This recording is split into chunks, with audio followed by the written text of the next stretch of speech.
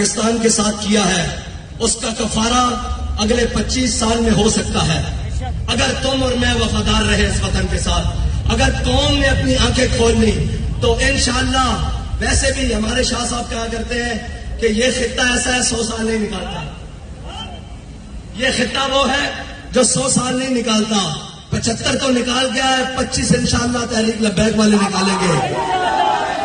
اس کے لیے محنت درکار ہے، اس کے لیے خون پسینہ کرنے کے لیے اور جناب اپنی جاں فشانی کے ساتھ کام کرنے کے لیے وقت درکار ہے.